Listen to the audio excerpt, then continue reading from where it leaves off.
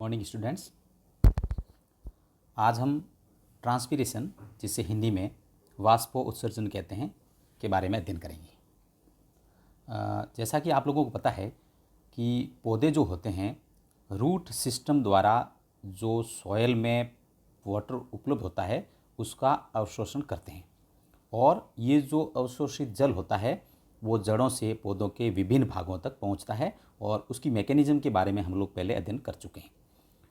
जो भी water absorb होता है उसका केवल थोड़ा सा भाग ही पौधों की वृद्धि और अन्य जैविक क्रियाओं के रूप में प्रयुक्त होता है।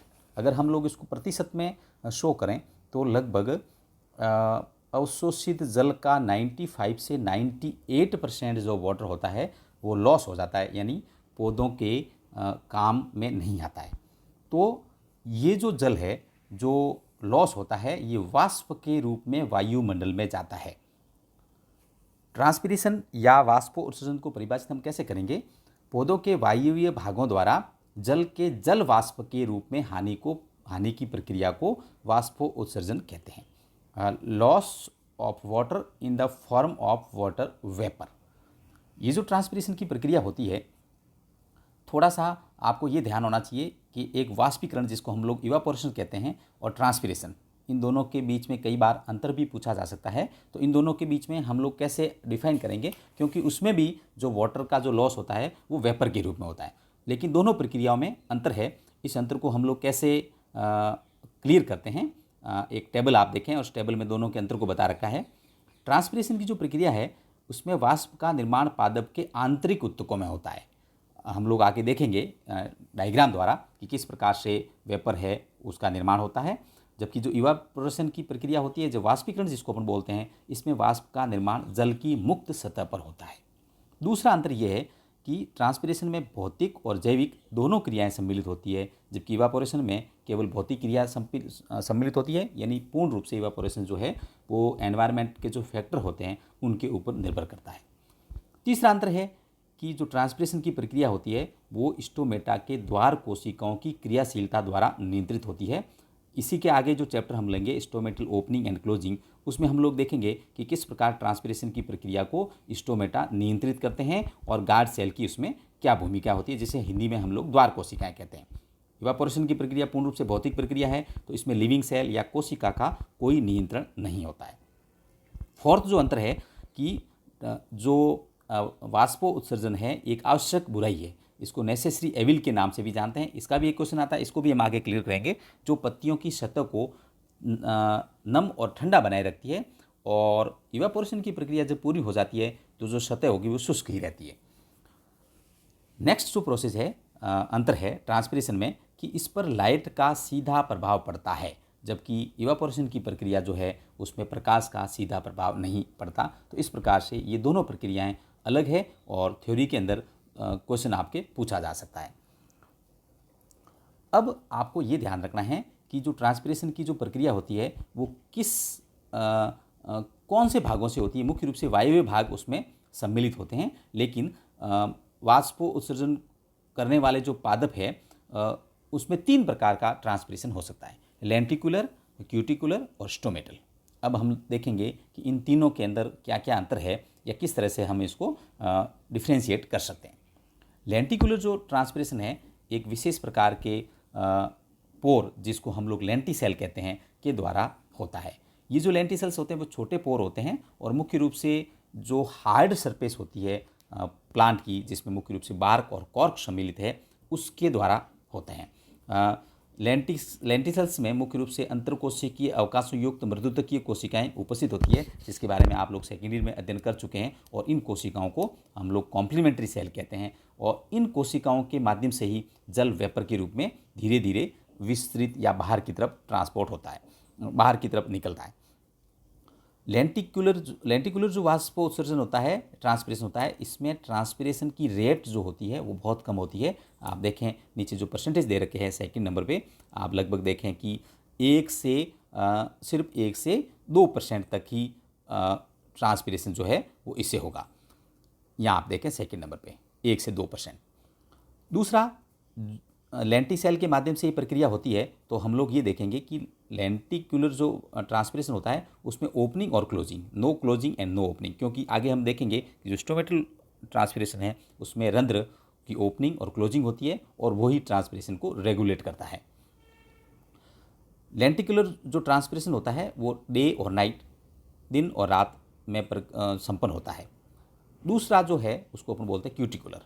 आप लोग देखेंगे कि जो जीरोफिटिक प्लांट होते हैं उसमें एपिडर्मिस के बाहर क्यूटिन और वैक्स से बनी हुई एक सरफेस होती है एपिडर्मिस के बाहर, जो ट्रांसपिरेशन की रेट को कम करती है। अनफेवरेबल कंडीशन में इसकी मुख्य भूमिका होती है। या आपने ये कह सकते हैं कि जो डेजर्ट के प्लांट है उसमें क्यूटिकल है, एक प्रकार का एडेप्टेशन है।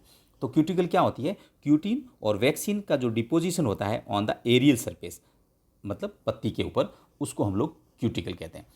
अब जो प्लांट जो डेजर्ट में पाया जाता है या जिनकी जो क्यूटिकल की जो थिकनेस होती है वो अगर ज़्यादा है तो जो ट्रांसपिरेशन होगा वो बिल्कुल कम होगा या होगा ही नहीं। लेकिन जो कुछ ऐसे जलीय पौधे हैं उसके ऊपर भी क्यूटिकल उपस्थित होती है और उस क्यूटिकल के सामान्यतः हम लोग कहते हैं कि क्यूटिकल इम्परमिएबल होती है, लेकिन जब ये पतली परत के रूप में होती है तो ये परमिएबल हो जाती है। जैसे कि जो जीरोफिटिक प्लांट है उसमें इसकी मोटाई या थिकनेस ज़्यादा होती है तो उसमें ये इम्परमिएबल होगी वाटर के लिए। लेकिन जलोदभी पौधे या कुछ अन्य पौधे इसमें कई जगह क्रैक्स भी आ जाते हैं, तो उस जगह उस समय क्यूटिकल के माध्यम से ट्रांसपिरेशन होता है और इस ट्रांसपिरेशन की जो रेट होती है वो 3 से लेकर 10%, यानी ये भी कम मात्रा में होता है। फिर फोर्थ पॉइंट अपन ने लिखा है इसमें डिपेंड अपॉन थिकनेस। जैसा कि मैंने पहले बताया कि क्यूटिकल की जो थिकनेस होगी वो मुख्य रूप से इसको प्रभावित करेगी। थिकनेस कम है तो ही वाटर है इम्परमिएबल होगा। और इस प्रकार का ट्रांसपिरेशन जो होता है वो भी अकर्स डे एंड नाइट, दिन और रात दोनों में ये प्रक्रिया संपन्न होती है।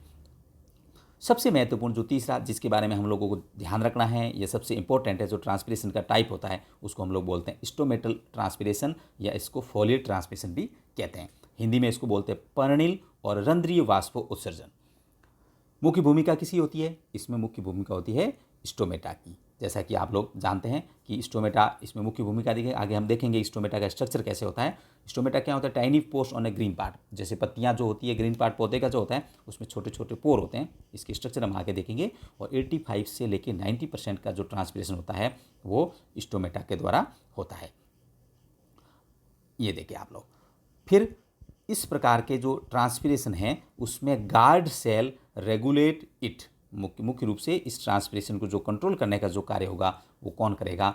गार्ड कोशिकाएं मुख्य रूप से इसको नियंत्रित करती है। और ये जो ट्रांसपिरेशन होता है वो मुख्य रूप से दिन के समय होता है और रात के समय इसकी जो प्रक्रिया है वो धीमी हो जाती है। जो सबसे महत्वपूर्ण है उसको हम लोग बोलते हैं स्टोमेटल ट्रांसपिरेशन। अब आप लोग ये देखें, ये एक डायग्राम बना रखा है और ये डायग्राम जो पर्णरंध्र होते हैं उसमें वाटर लॉस को दिखा रहा है। आप लोगों की जानकारी होनी चाहिए कि पौधों की जो कोशिकाएं होती है वो उनमें जीवित कोशिकाओं की रिक्तिकाएं जो होती है उसमें जल भरा रहता है और इनका प्रोटोप्लास्ट और कोशिका भित्तियां जो होती है कोशिकाओं की वो जल से संतृप्त यानी फुली, जिसको हम लोग बोलते हैं टर्जिड होती है। इन कोशिकाओं को जल है वो पर्णशिराओं की वाहिकाओं और वाहिनिकाओं से प्राप्त होता है। और इस प्रकार ये सारी जो कोशिकाएं हैं आप लोग इस डायग्राम में भी देख सकते हैं, सारी की सारी जो सेल है, जो डायग्राम में दिखा रखी है जो सेल है, ये सारी की सारी कैसी है? स्फीत अवस्था में रहती है। अंतरकोशिकीय जो अवकाश है, जैसे यहाँ जो अंतरकोशिकीय के बीच बीच में इंटरसेलुलर स्पेस दिखा रखे हैं इन लीफ के अंदर, इनका जो डीपीडी होता है वो टर्जिड कोशिकाओं के अगर कंपेयर करें तो इनका डीपीडी विसरण दाब न्यूनता इनकी ज़्यादा होती है। तो स्फीत कोशिकाओं से जल परासरण द्वारा, ऑस्मोसिस द्वारा, या आप लोग यहाँ देखें कि इस डायग्राम से ये देखो यहाँ पे ये दिख रहा है, ये इस कोशिका में, इन कोशिकाओं जो आसपास की कोशिकाओं से इंटरसेलुलर स्पेस में वाटर है वो मूव करता है। क्यों? क्योंकि विसरण दाब के अंदर अंतर होता है। इस क्रिया के फलस्वरूप जो अंतरकोशिकीय अवकाश है उसमें भी वाटर है वो फुल हो जाएगा। और अंतरकोशिकीय अवकाश आप लोग देखें कि स्टोमेटा, ये जैसे ये इंटरसेलुलर स्पेस है तो स्टोमेटा के माध्यम से इसका संपर्क किससे है? बाहरी वातावरण से है। चूँकि बाहरी वातावरण अंतरकोशिकीय अवकाशों और उपरंध्रीय जो गुहा है बाहर जबकि जो खुलते हैं उनकी तुलना में कम संतृप्त होती है, इसलिए जो वाटर है वो वेपर के रूप में स्टोमेटा के थ्रू है वो आपको बाहर निकलता हुआ दिखाई देगा। इस डायग्राम में हम ये समझ सकते हैं कि किस प्रकार वाटर है वो इसको अपन ये भी कह सकते हैं कि पर्णिल वाष्प उत्सर्जन की जो मैकेनिज्म होती है वो किस प्रकार की होती है। ये एक डायग्राम देखें, क्योंकि अपन ने देखा कि जो ट्रांसपिरेशन का लगभग 90 से 95%, मतलब जो टोटल जो ट्रांसपिरेशन हो रहा है उसका लगभग 90% जो है वो स्टोमेटल ट्रांसपिरेशन होता है, या जिसको अपन फोलियर या पर्निल वाष्पोत्सर्जन कहते हैं, सॉरी रंध्रीय वाष्पोत्सर्जन कहते हैं। तो यहाँ पे आपको दो डायग्राम दिखाई दे रहे हैं जिसमें रंध्र की स्ट्रक्चर को हम लोग समझने का प्रयास करेंगे। पत्तियों की जो बाह्य त्वचा होती है उसमें छोटे छोटे पोर उपस्थित होते हैं जिन्हें हम स्टोमेटा कहते हैं, और रंध्रों के माध्यम से इन अंगों की जीवित कोशिकाएं तथा बाह्य वातावरण के जो मध्य जो रेस्पिरेशन या फोटोसिंथेसिस जो गैसेस एक्सचेंज होता है वो स्टोमेटा के द्वारा होगा। इसके अलावा पत्ती के आंतरिक ऊतक रंध्रों के माध्यम से जो बाहर की शुष्क वायु होती है, ड्राई एयर होती है, उसके संपर्क में रहते हैं, और इसके कारण ही जैसा कि हमने पहले बताया कि ट्रांसपिरेशन की प्रक्रिया होती है। तो रंध्र का जो पोर होता है वो लगभग दीर्घवृत्ताकार होता है। आप लोग यहाँ डायग्राम में देखें, ये इसमें ये इस पोर को हम लोग दिखा रखा है, ये देख रखा है, ठीक है। ये जो पोर होता है वो बाहर की तरफ दो किडनी से कोशिकाओं से घिरा रहता है। ये आप लोग देखें, बाहर की तरफ इस प्रकार की दो कोशिकाएं आपको दिखाई दे रही है ये, और ये जो कोशिकाएं होती है किडनी शेप होती है, और इनको हम लोग द्वार कोशिकाएं या गार्ड सेल कहते हैं। ये जो कोशिकाएं हैं इनको अपन क्या बोलेंगे, गार्ड सेल। द्वार कोशिकाओं से बाहर कुछ कोशिकाएं और होती है, द्वार कोशिकाएं जो बाहर की कोशिकाएं होती है इसको एपिडर्मल कहते हैं, उनसे थोड़ी सी अलग होती है। तो द्वार कोशिकाओं से शेष एपिडर्मल कोशिकाओं से भिन्न आकार की विशिष्ट कोशिकाओं से घिरा था। अब हम लोग ये देखेंगे, ये जो स्टोमेटा है, स्टोमेटा में गार्ड सेल के बाहर कुछ कोशिकाएं और होती है जिसको हम इस प्रकार से दिखाई देते थे। तो ये जो इस प्रकार की जो सेल होती है इसके बाहर, इनको हम बोलते हैं सब्सिडरी सेल या सहायक कोशिकाएं। ये स्टोमेटा की संरचना है। अब आप ये देखेंगे कि ये जो गार्ड सेल होती है, गार्ड सेल की आंतरिक वॉल आप ये देखेंगे, इस डायग्राम में देखें कि आंतरिक भित्ति है इसकी थिकनेस ज़्यादा है, और बाहर की तरफ जो भित्ति है इसकी थिकनेस होती है वो कम होती है। यानी दोनों प्रकार की जो भित्तियाँ होती है उनकी थिकनेस में कमी होती है। गार्ड सेल जो होती है इसमें केंद्रक, कोशिका द्रव्य, हरित लवक सभी उपस्थित होती है, और भित्ति की जो व्यवस्था है कि अंदर की तरफ की भित्ति मोटी और बाहर की तरफ की जो भित्ति पतली होती है, ये जो है स्टोमेटा के खोलने के समय जब खुलता है और बंद होता है तो इसमें इस भित्ति की मुख्य भूमिका होती है। रंध्र जो होते हैं पत्तियों के अंदर भीतर की तरफ एक इंटरसेलुलर स्पेस में खुलते हैं, उसको हम सब स्टोमेटल चैम्बर कहते हैं। तो अपन ये कह सकते हैं कि stomatal pore, guard cell, subsidiary cell और जो सब स्टोमेटल चैम्बर जिसको हम उपरंध्रीय गुहा कहते हैं, ये सब मिलके ये एक संरचना जो होते हैं उसको हम बोलते हैं स्टोमेटल चैम्बर। तो अभी हम लोगों ने देखा स्टोमेटा की संरचना मुख्य भूमिका निभाई, क्योंकि आगे हम लोग जो चैप्टर पढ़ेंगे स्टोमेटल ओपनिंग एंड क्लोजिंग, उसमें आपको स्ट्रक्चर के बारे में पूर्ण रूप से जानकारी होनी चाहिए। अब आप लोग देखेंगे कि रंध्र जो होते हैं वितरण के आधार पे, जो डाइकॉट प्लांट होते हैं या मोनोकॉट प्लांट होते हैं, उसमें रंध्रों के वितरण में और उनकी वर्गीकरण, उनका जो वर्गीकरण है उनका नामकरण भी रखा गया। तो आप लोग ये देखेंगे कि जो द्विबीजपत्री जो प्लांट होते हैं उनमें डॉर्सी वेंट्रल लीफ होती है। एनाटॉमी के अंदर आप लोग अध्ययन करेंगे तो उसमें रंध्र केवल निचली सतह पर होती है, जबकि एक बीज पत्रियों में जो लीव्स होती है वो आइसोबाइलेटरल या समद्विपार्श्विक होती है, उसमें रंध्र दोनों सतह पर उपस्थित होते हैं। इसके अतिरिक्त द्विबीज पत्रियों की पत्तियों में जो रंध्र होते हैं वो अनियमित यानी पूरे के पूरे बिखरे होते हैं, और मोनोकॉट के अंदर एक लाइन के अंदर व्यवस्थित होते हैं। ये कुछ स्टोमेटल के अरेंजमेंट से संबंधित जानकारी भी आपको होनी चाहिए।